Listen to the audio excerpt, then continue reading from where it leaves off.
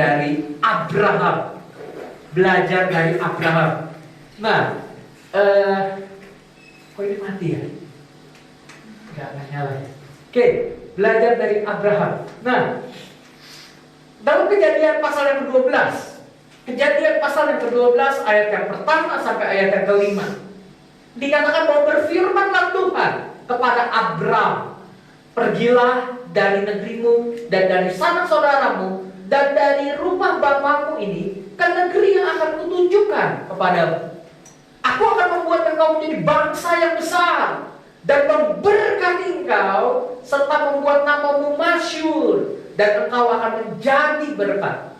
Aku akan memberkati orang-orang yang memberkati engkau dan mengutuk orang-orang yang mengutuk engkau. Dan olehmu semua kaum di muka bumi akan mendapat berkat.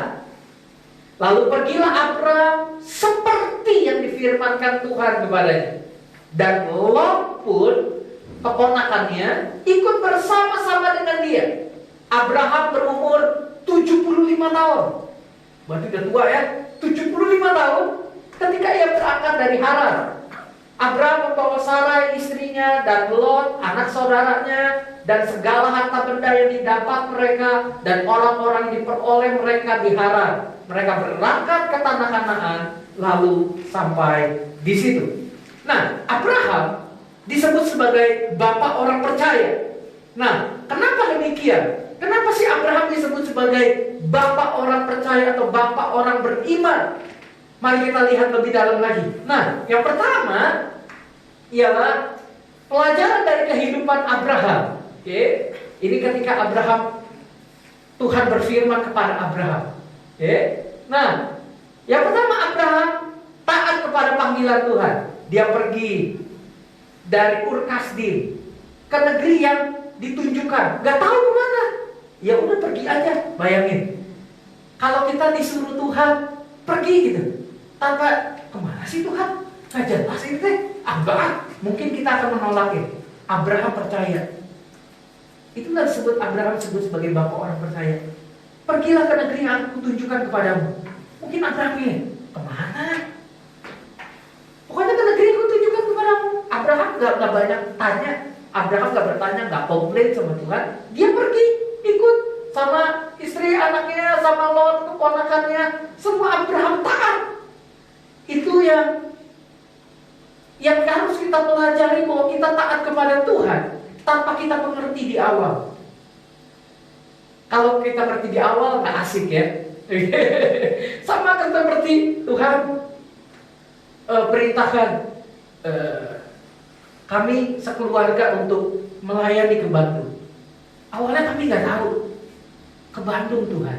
Kalau keluarga gembala, kalau kami dikasih tahu ke Bandung, dikasih tahu kotanya. Kalau Abraham kan, ya udah pergi aja, nggak tahu entah kemana, ditunjukin Tuhan aja, ikut aja.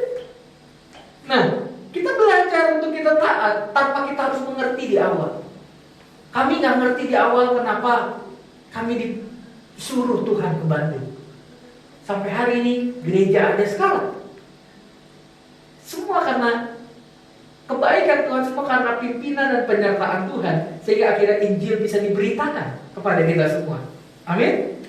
Nah, Abraham taat kepada panggilan Tuhan untuk keluar dari Ur Kasdim. Pada usia 75 tahun Tuhan panggil Abraham. Nah, yang kedua, Abraham mengalah kepada Lot, saudaranya. Disebutnya saudaranya. Nah, Lot itu adalah keponakan dari Abraham. Nah, dikatakan bahwa ada nggak ya? Nggak ada ya? Oke. Kejadian 13 ayat yang ke-7 sampai ayat yang ke-12. Mungkin kita bisa buka Alkitab kita. Kejadian 13 ayat yang ke-7 sampai ayat yang ke-12. Ini satu kisah di mana terjadi perkelahian antara gembala Abraham dan gembala Lot. Kejadian 13 ayat yang ke-7 sampai ayat yang ke-12. Demikian firman Tuhan, karena itu terjadilah perkelahian antara para gembala Abraham dan para gembala Lot. Waktu itu orang Kanaan dan orang Feris diam di negeri itu. Maka berkatalah Abram kepada Lot. Abram dulu ya yang ngomong kepada Lot ya. Janganlah kiranya ada perkelahian antara aku dan engkau, dan antara para gembalaku dan para gembalamu, Sebab kita ini kerabat.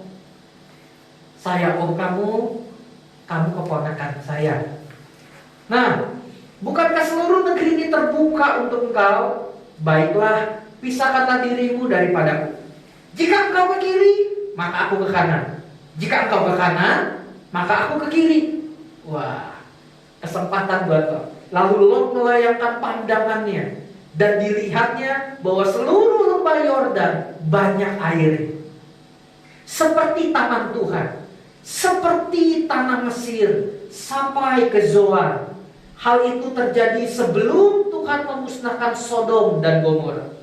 Sebab itu Lot memilih baginya seluruh lembah Yordan itu, lalu ia berangkat ke sebelah timur dan mereka berpisah. Abraham menetap di tanah Kanaan, tetapi Lot menetap di kota-kota lembah Yordan dan berkemah di dekat Sodom. Abraham meskipun omnya lebih tua, jauh lebih tua daripada Lot, tapi Abraham mau mengalah kepada Lot. Bayangkan, harusnya yang muda dong yang ngalah dong. Iya kan? Culangung, kalau bahasa Sunda culangung, kurang ajar gitu. Tapi Abraham, ya udah, jangan berantem lah kita. Kita ini kan saudara. Ya sudah, kamu pilih duluan lah. Kalau kamu mau ke kiri, saya ke kanan. Kalau kamu ke kanan, saya ke kiri. Akhirnya Lot memilih lembah Yordan. Wah, tanah yang subur. Jadi kalau Lot dapat lembah Yordan, ya kan, tanah yang subur. Berarti kan nggak ada kemungkinan lagi untuk Abraham memilih kan? Ya udah sisanya. Tapi Abraham percaya bahwa pada saat dia mengalah, Tuhan pasti akan tetap berkati hidup dia. Jadi berkat itu bukan dari apa yang kita bisa lihat, ini tuh enak nih, ini tuh bagus nih. Belum tentu. Kenyataannya nanti akan dimusnahkan kan oleh Tuhan kan? Terjadi sebelum Tuhan memusnahkan Sodom dan Gomora. Ya. Jadi apa yang kita lihat seringkali menipu kan? Apa yang kita lihat? Wah, ini berkat besar nih. Wah, enak nih. Ternyata itu membawa kita kepada kehancuran. Tapi apa yang kita pikir? Kok keringnya? Kok kayak begini ya? Ternyata muncul mata air Tuhan memberkati hidup kita. Jadi seringkali apa yang kita lihat dengan mata jasmani seringkali keliru, seringkali menyesatkan kita. Nah, mengalah tidak sama dengan mengaku kalah. Jadi kalau kita mengalah sama orang lain, kita tidak sama dengan mengaku kalah sama dia. No, justru kita menang terhadap diri kita ketika kita mengalah. Makanya mengalah itu sumber kekuatan. Mengalah itu adalah tanda kekuatan, bukan tanda kelemahan. Orang berpikir ngalah, bodoh, tanda lemah. Bukan. Mengalah itu tanda kita kuat, tanda kita menang. Makanya lebih mudah mana? Ketika orang menyakiti kita tantang berantem atau kita ngalah? Lebih mudah mana? Tantang berantem, ngikutin ego mah tantang berantem. Betul gak? Tapi untuk mengalah itu susahnya minta ampun. Untuk kita diam, mengalah, ya sudah. Itu tidak mudah. Mengalah adalah tanda kita kuat dan menang. Hanya orang-orang yang kuat yang bisa mengalah. Mengalah hanya bisa dilakukan oleh orang-orang yang berhati besar, yang berpikiran besar. Bukan orang-orang yang pikirannya sempit, atau yang disebut sebagai sumbu pendek katanya. Kalau zaman sekarang sumbu pendek atau penganut bumi datar. Nah, mengalah tidak sama dengan mengaku kalah. Abraham meskipun jauh lebih tua daripada Lot, dia tetap mau mengalah. Itu indah. Makanya mengalah itu indah. Tidak mudah orang mengalah. Suami dan istri berantem, ngalah, enak aja. Kalau saya ngalah, melunjak dia makin besar kepala dia buat semaunya, dia tindas saya. Kita berpikir bahwa dengan kita membalas, masalah bisa selesai. Justru dengan kita membalas, masalah makin pusing. Kita keras, dia makin keras. Aduh, susah ya. Karena gak ada yang mau mengalah. Coba kita mengalah. Meskipun mungkin terkesannya, kok saya diinjak-injak, enak aja. Nanti dia berlaku begitu. Nanti seterusnya dia ini tuman, kebiasaan. Tunggu dulu. Mengalah itu bukan berarti bodoh. Mengalah itu ialah pada saat itu kita mengendalikan diri supaya kita tidak dikuasai oleh amarah keadaan saat itu. Tapi bukan berarti kita lemah, kita bodoh. Bukan. Kita mulai berpikir gimana caranya. Karena itu kita harus cerdik. Gitu. Ya jangan sampai terulang terus-menerus ya. Kita harus cerdik untuk kita pikirkan langkah selanjutnya. Nah, Abraham meskipun jauh lebih tua dari Lot, tapi dia tetap mau mengalah. Oke, yang ketiga, Abraham berdoa syafaat untuk Sodom. Wah, kalau kita baca ayatnya, ya kan? Abraham berdoa untuk Sodom. Abraham bertanya gini, Tuhan, sekiranya ada 50 orang saja, kata Tuhan, aku tidak akan musnahkan Sodom. Kalau boleh Tuhan, ada kurang 5 dari 50 orang. Alkitab mencatatnya dari 50 dikurangi 5. Jadi 5 kurang 5 dari 50 orang Tuhan, artinya 45. Kalau aku mendapati 45, aku tidak akan pernah musnahkan Sodom. Lalu turun lagi, kalau 40 Tuhan, aku tidak akan musnahkan Sodom. Turun lagi, kalau ada 30 orang Tuhan mau musnahin Sodom enggak? Aku tidak akan musnahkan Sodom. Turun lagi, 20 orang. Kalau ada 20 orang, nego ya, Tuhan ya. Sepertinya nego. Kalau ada 20 orang, aku tidak akan musnahkan Sodom. Terakhir nanti Abraham minta nih, kalau ada 10 orang Tuhan, aku tidak akan pernah musnahkan Sodom. Tetap saja Tuhan musnahkan Sodom dan Gomora. Kenapa? 10 pun gak nyampe. Gak ada yang benar dari orang Sodom. Sepertinya ini menunjukkan seolah-olah Allah membutuhkan informasi untuk bisa mengetahui keadaan Sodom dan Gomora. Ini tentunya merupakan bahasan, kalau dalam istilah teologi disebut antropomorfisme. Antropo itu manusia, morf itu bentuk. Jadi sepertinya Tuhan itu memiliki bentuk manusia. Makanya digambarkan seperti tanganku tidak kurang panjang untuk menolong engkau. Kan gitu kan? Sepertinya kok Tuhan punya tangan, punya gambaran saja, gambaran. Ya kan Tuhan roh, gak punya tangan kan?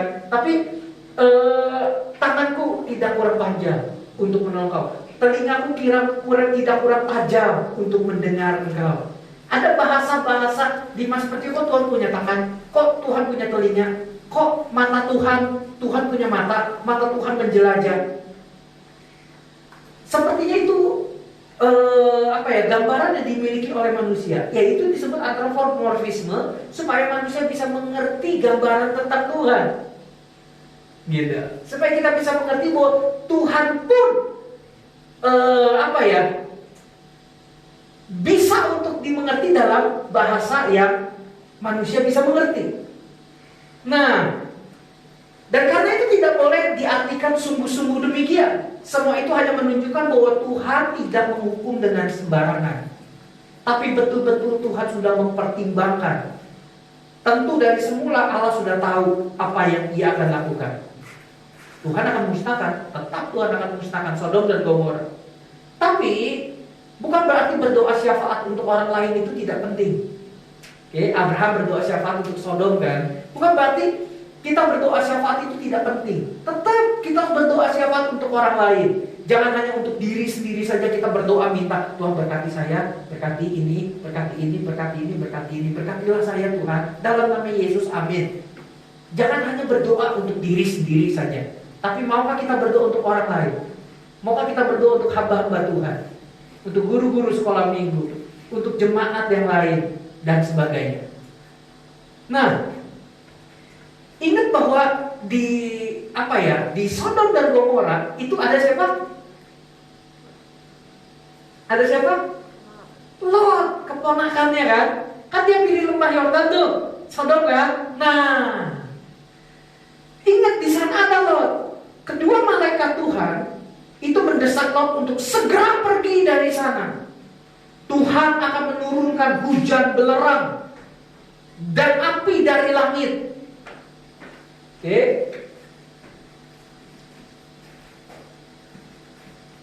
Oke, nah. Mana nih? Oke, nah, Tuhan akan menurunkan hujan belerang dan api dari langit atas Sodom dan Gomora. Malaikat Tuhan sudah peringatkan, jangan menoleh ke belakang. Jangan berhenti.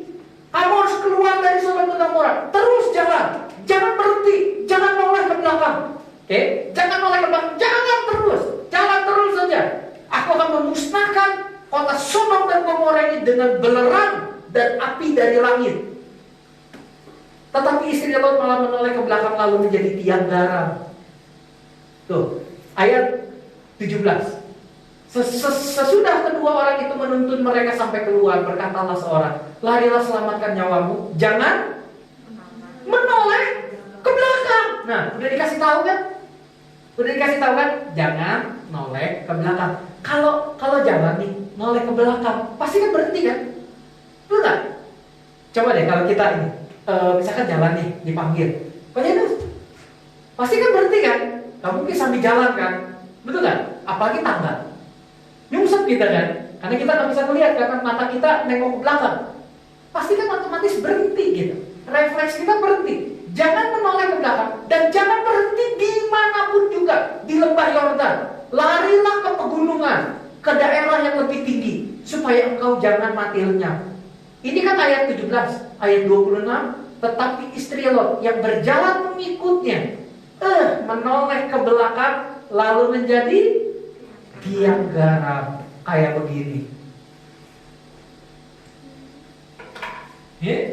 Karena dia menoleh ke belakang. Jadi itu kan kayak lompatan-lompatan api kan, belerang kan.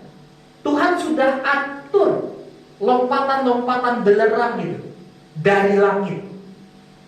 Karena istri Lot dia menoleh ke belakang, dia berhenti, kena hujan belerang itu, lalu akhirnya menjadi tiang garam. Kalau kita mau ikut Tuhan sungguh-sungguh.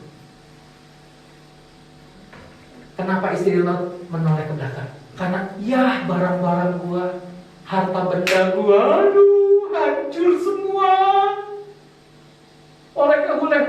Oleh api dan belerang. Ya,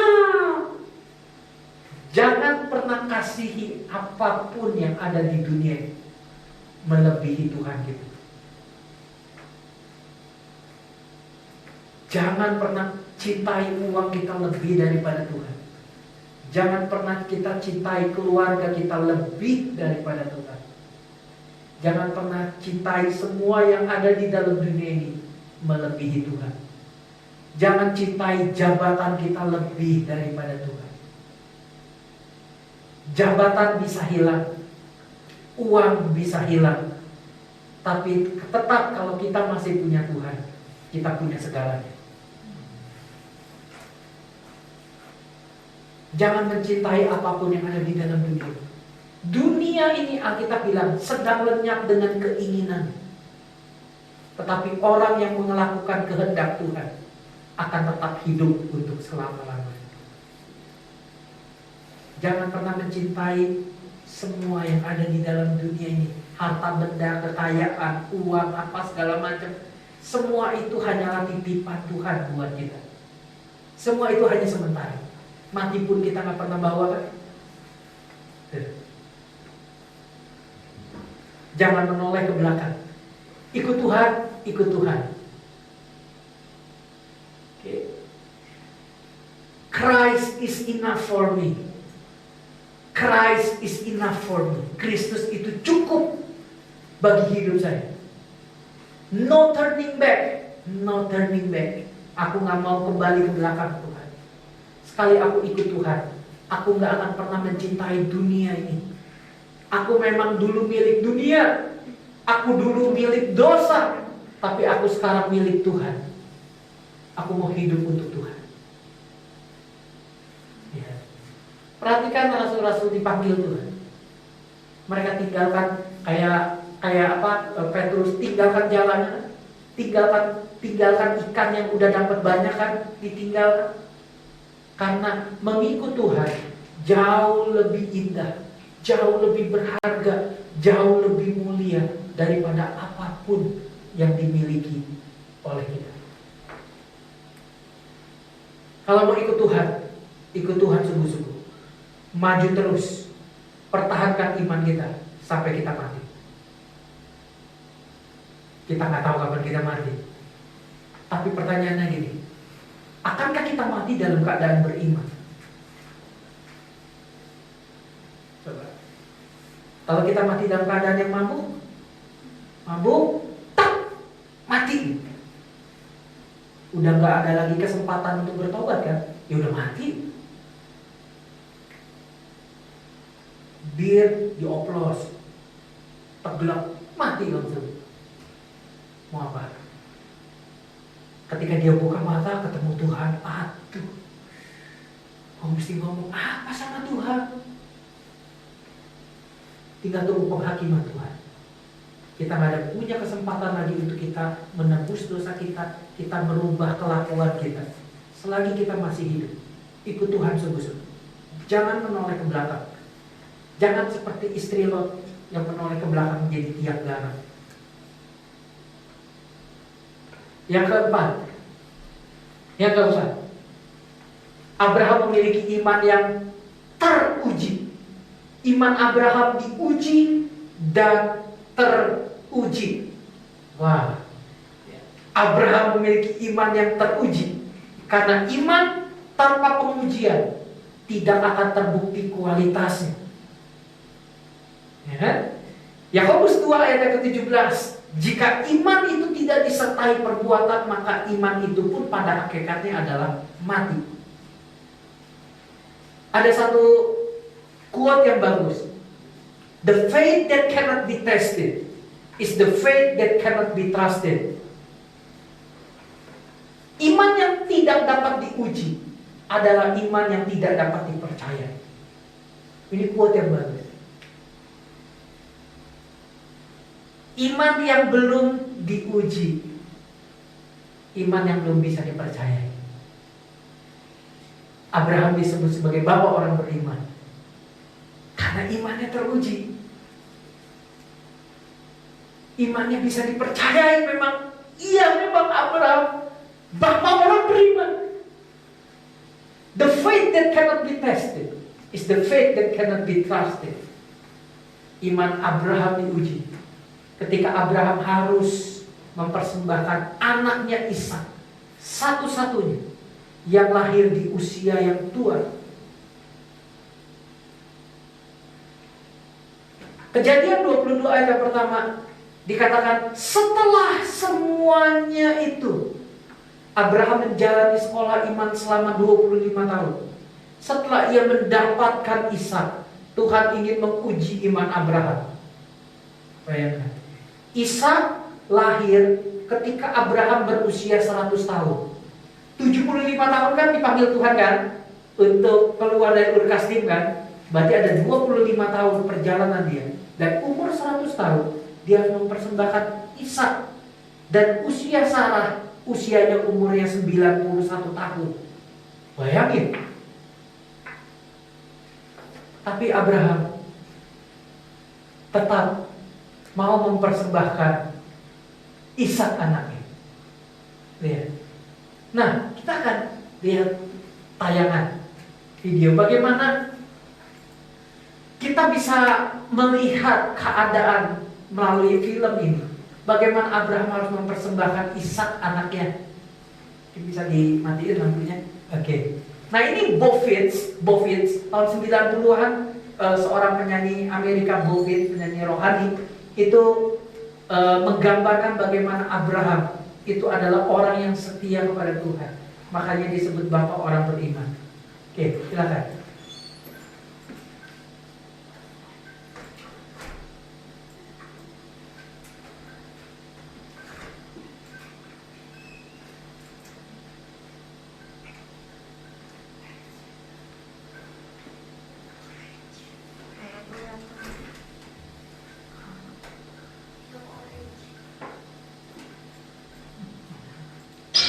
we want to love the most. As a sign of the faith. Lagu yang bagus sekali yang dinyanyikan oleh Bovid.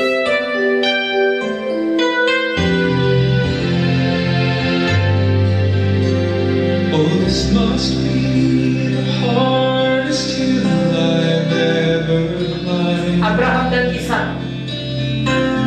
For I must sacrifice you, promised son of mine.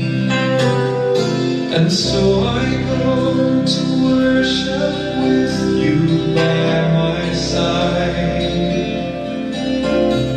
and trust the sacrifice you will provide. And though I cherish you, I must now offer you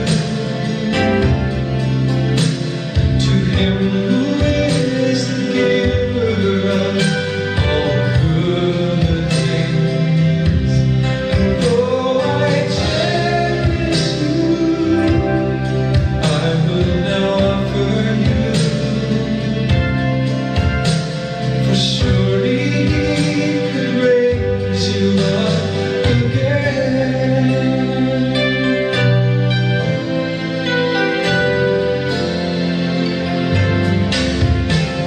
Here on this altar, Father, I lay all my dreams and offer back to you this child you've given me. Oh, son, you must believe he's called us to obey, and by his love he'll make a better way. And though I cherish you, I must now offer you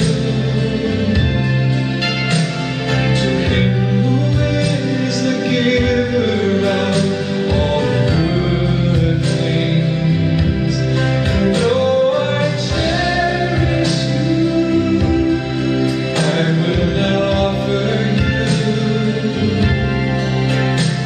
for surely he will raise you up again.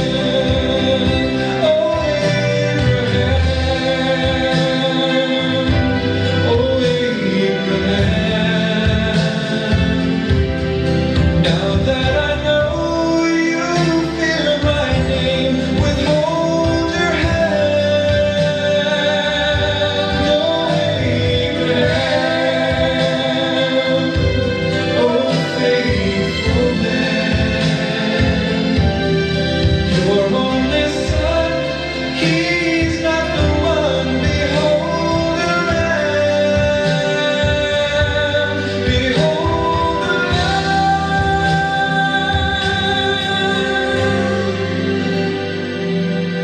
It must have been the hardest thing he'd ever done,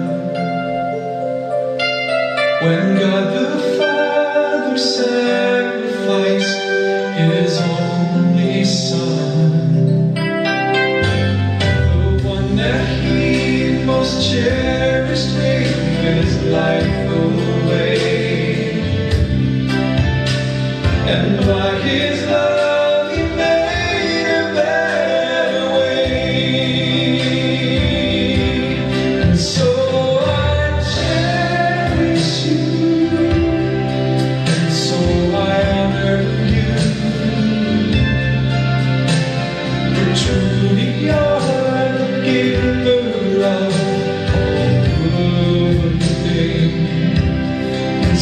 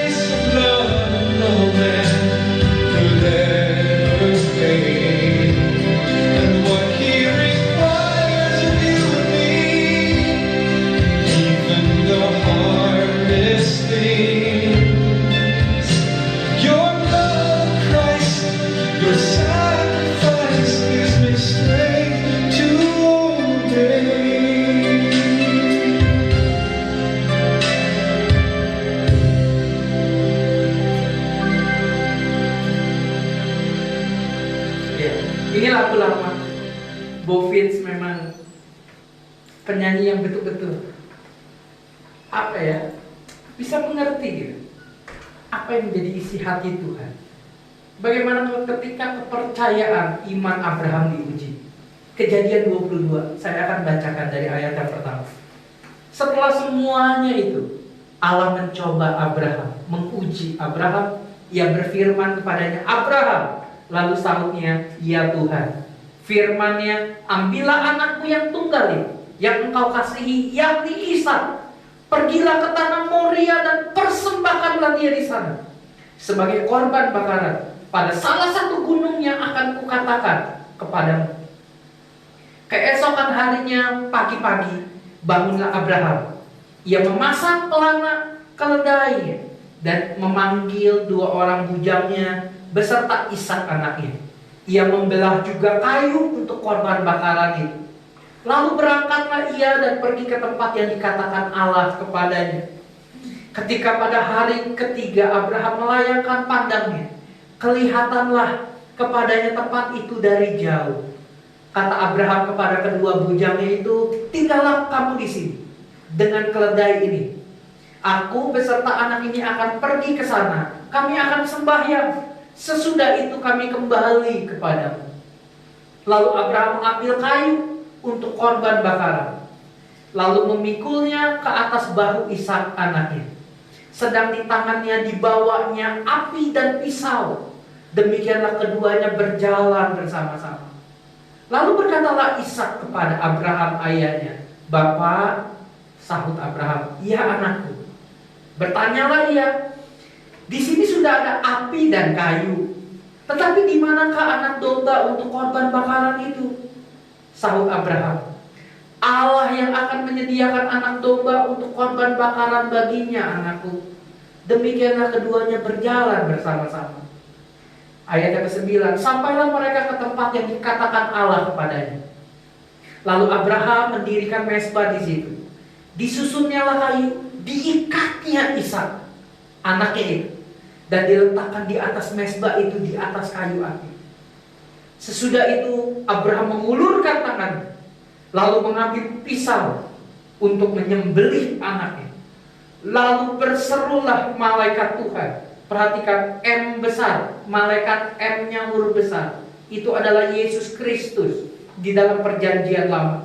Berserulah malaikat Tuhan dari langit kepadanya, Abraham, Abraham. Sahutnya, ya Tuhan. Lalu ia berfirman, jangan bunuh anak itu, dan jangan kau apa-apakan dia, sebab telah ku ketahui sekarang bahwa engkau takut akan Allah, dan engkau tidak segan-segan untuk menyerahkan anakmu yang tunggal kepadaku. Lalu Abraham menoleh dan melihat seekor domba jantan di belakangnya, yang tanduknya tersangkut dengan belukan. Abraham mengambil domba itu, lalu mengorbankannya sebagai korban bakaran pengganti anaknya. Dan Abraham menamai tempat itu, Tuhan menyediakan, Jehovah Jireh, Yehova Jireh, Allah yang menyediakan. Sebab itu sampai sekarang dikatakan orang di atas gunung Tuhan akan disediakan. Tadi, wah, dibawa anaknya Ishak. Anaknya bertanya, Papa, mana dombanya yang mau dipersembahkan?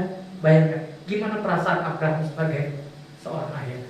Mungkin ayah pikir, maksudnya tuh yang mau dikorbankan. Tenang, Tuhan pasti akan menyediakan. Jadi jalan aja. Begitu udah sampai, dibangun mezbahnya, diikat tangannya Ishak kan. Mungkin Ishak pikir, kok gue yang dikorbanin? Ketika Abraham mulai menancapkan pisaunya, pisau zaman dulu itu dari batu yang ujungnya tajam seperti ini, terbuat dari batu. Dan itu tancapkan, itu udah ngincar bagian jantung. Jadi kalau misalkan jemaat baca komentari Alkitab, itu dia harus tancapkan tepat di jantungnya, langsung mati. Sebab kalau tidak, anak itu akan menderita. Kalau nggak tepat di jantung, kalau tepat di jantung kan pasti langsung mati kan. Jadi ketika Abraham udah ngincar jantungnya, oke, udah mau ditancapin itu anaknya, Berserulah Tuhan, berserulah malaikat Tuhan, Abraham, Abraham, jangan bunuh anak itu, jangan kau apa-apakan. Lalu Tuhan menyediakan ada domba jantan yang tersangkut, ya kan, tersangkut di semak belukar. Itulah yang dikorbankan. Tuhan hanya memuji Abraham. Akankah Abraham taat? Maukah mempersembahkan anak laki-laki satu-satunya untuk Tuhan? Abraham taat, Abraham mau. Imannya teruji. Makanya disebut sebagai bapak orang percaya. Ketika Tuhan uji iman kita, gimana? Jangankan mempersembahkan anak untuk Tuhan, mempersembahkan duit aja berat kan? Kolektor aja berat, ampun. Ada 10.000, ada 5.000, 10.000, 20.000, 50.000, sama 100.000. Yang mana ya yang dikasih sama Tuhan? Yang goceng aja. Gimana mau mempersembahkan hidupmu untuk Tuhan? Kalau uang tidak kamu berikan untuk Tuhan. Kita masih sayang dengan apa yang kita punya. Gimana kita mau kasih anak untuk Tuhan?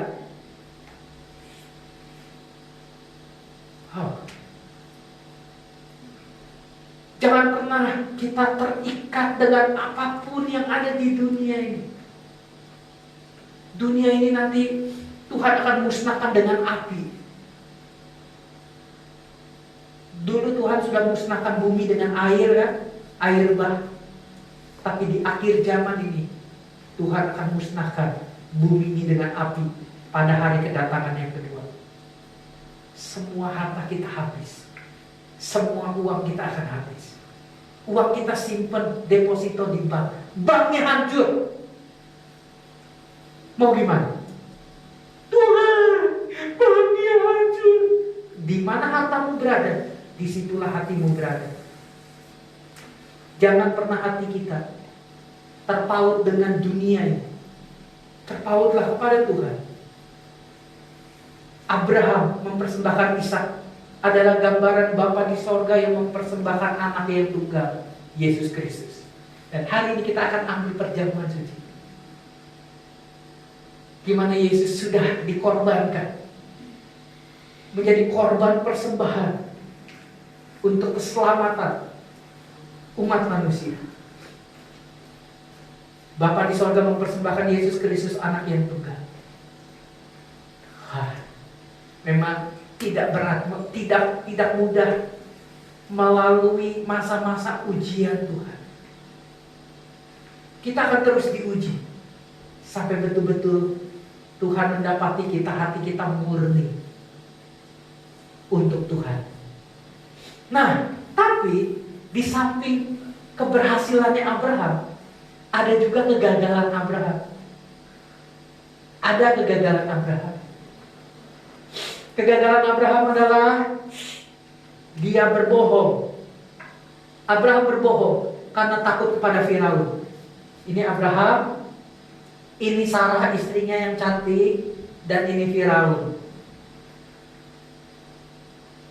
Jadi gini ceritanya. Kejadian 12 ayat ke-10 sampai 20. Ketika kelaparan timbul di Mesir, di negeri itu, pergilah Abraham ke Mesir untuk tinggal di situ sebagai orang asing. Sebab hebat kelaparan di negeri itu. Pada waktu itu ia akan masuk ke Mesir, berkatalah ia kepada Sarai istrinya, memang aku tahu bahwa engkau adalah seorang perempuan yang cantik parasnya. Bayangin, nenek-nenek cantik loh. Nenek-nenek kan. Ya, Abraham dipanggil umur 75, ya taruh umur berapa? Beda sama Sarah, mungkin Sarah udah 60-an. Nenek-nenek tapi parasnya cantik loh, masih kenceng. Oh keren ya. Zaman dulu nggak ada pemutih-pemutih untuk betot sini, betot sana, gitu ya. Nggak ada operasi plastik, ya kan, kayak timnya Blackpink yang kenceng-kenceng kulitnya. Nggak ada zaman dulu kayak gitu kan. Nah, terus dikatakan bahwa apabila orang Mesir melihat engkau, mereka akan berkata gini, itu istrinya. Jadi mereka akan membunuh aku dan membiarkan engkau hidup. Katakanlah bahwa engkau ini adikku.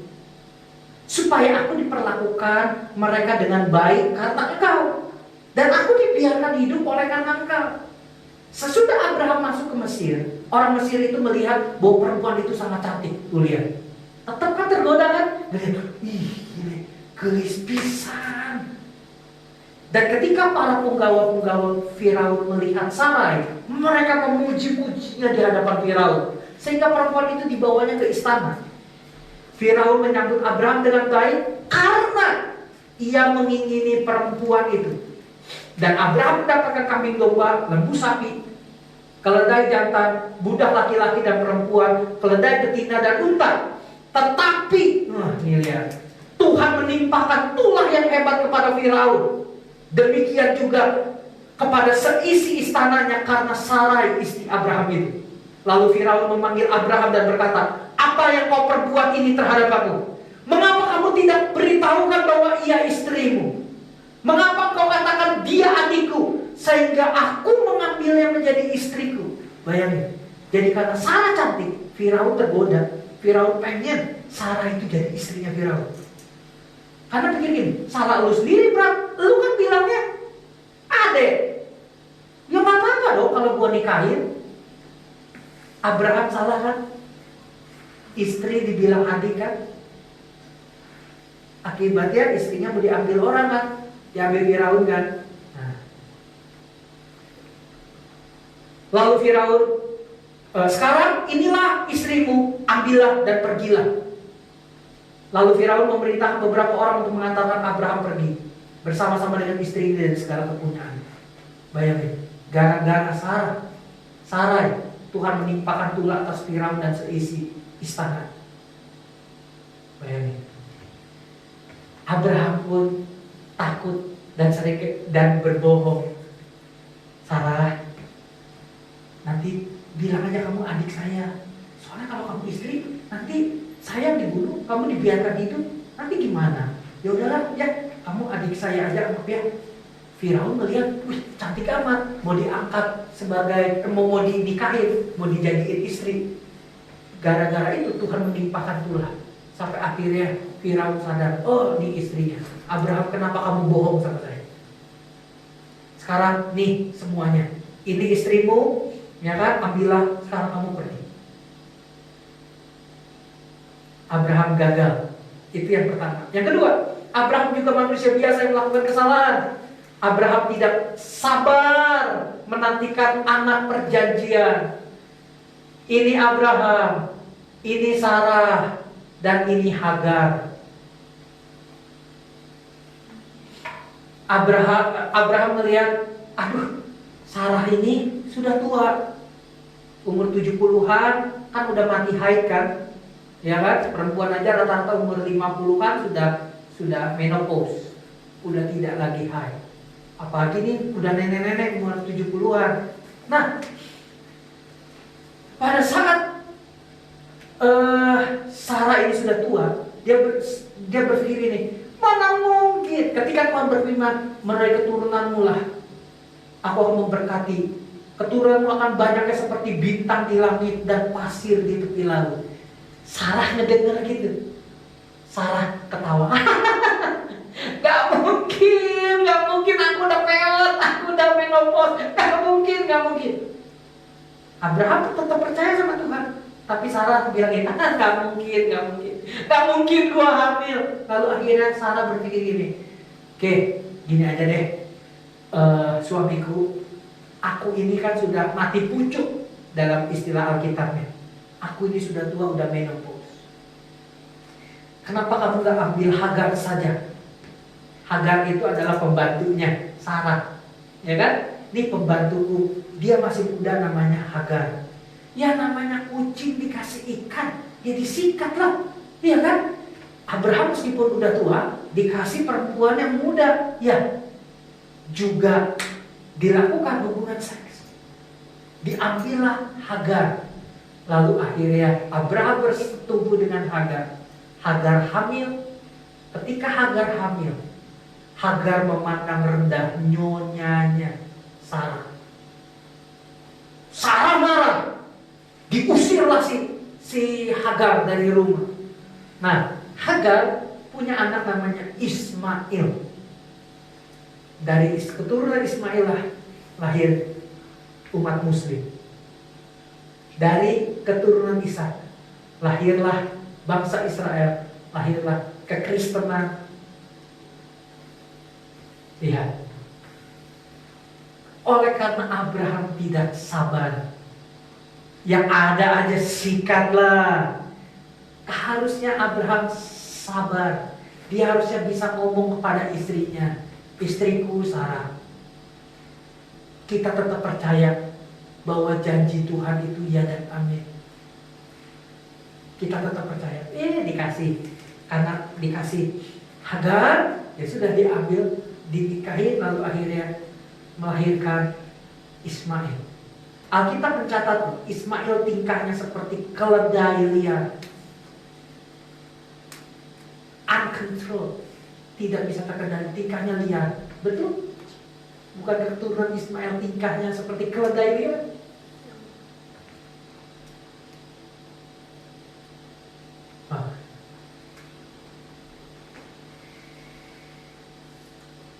Abraham meskipun bapak orang percaya, dia bisa melakukan kesalahan.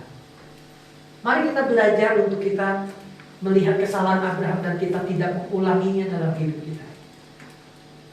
Mari kita belajar untuk apa? Untuk kita belajar sabar menantikan waktunya Tuhan.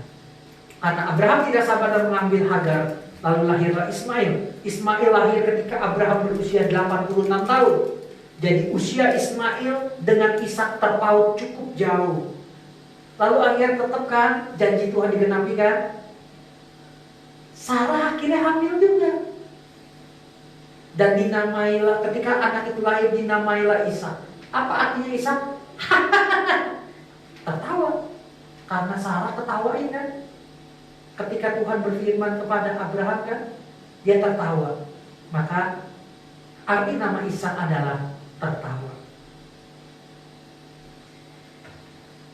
Mari kita belajar dari Abraham hal-hal yang baik.